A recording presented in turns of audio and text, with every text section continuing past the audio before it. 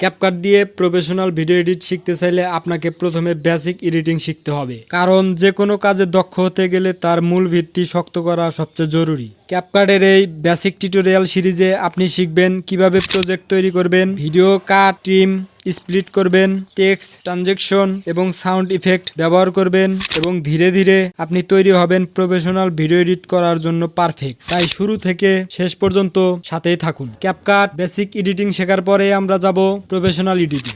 CapCut খুলেই new প্রজেক্টে click করে গ্যালারি থেকে ছবি, ভিডিও সিলেক্ট করে এডিট করা শুরু করব।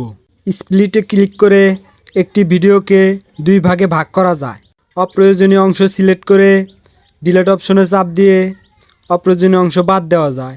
টেক্সট অ্যাড, ভিডিওতে লেখালেখি যোগ করা যায়, যেমন টাইটেল, সাবটাইটেল বা ক্যাপশন অ্যাড করা যায়। টেক্সটের ফন্ট, সাইজ, কালার ও অ্যানিমেশন যোগ করা যায়। ট্রানজেকশন অ্যাড করা, একটি ভিডিওর ক্লিপ থেকে স্মুথভাবে আরেকটি ভিডিওর ক্লিপে যাওয়ার জন্য ট্রানজেকশন অ্যাড করা হয়, যেমন ফেড, সাইড, জুম ইত্যাদি। অডিও কিংবা মিউজিক অ্যাড করা, ব্যাকগ্রাউন্ড মিউজিক অ্যাড করা যায়, আপনার ভয়েস ওভার যোগ করতে পারেন। সাউন্ড ইফেক্ট অ্যাড করে ভিডিও আরও আকর্ষণীয় করে তুলতে পারেন। ফিল্টার ইফেক্ট, ভিডিও বিভিন্ন ধরনের ইফেক্ট এবং ফিল্টার ব্যবহার করে ভিডিওর লুক পরিবর্তন করতে পারবেন।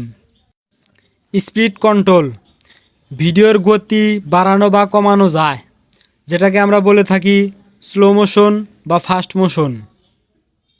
ক্যানভাস বা ব্যাকগ্রাউন্ড, ভিডিওর ব্যাকগ্রাউন্ড কালার বা ফ্রেম সাইজ সেট করা যায়, যেমন টিকটক, ইউটিউব, ফেসবুক, ইনস্টাগ্রাম অনুযায়ী আকার সেট করা যায়। এক্সপোর্ট বা সেভ, সব কিছু ঠিকঠাক হয়ে গেলে এক্সপোর্ট বা সেভ অপশনে চাপ দিয়ে আপনি আপনার ভিডিওটা আপনার ডিভাইসে রেখে দিন। এই বেসিক ধারণাগুলো আয়ত্ত করতে পারলে আপনি পরবর্তী ধাপে প্রফেশনাল ভিডিও এডিটের দিকে যেতে পারেন।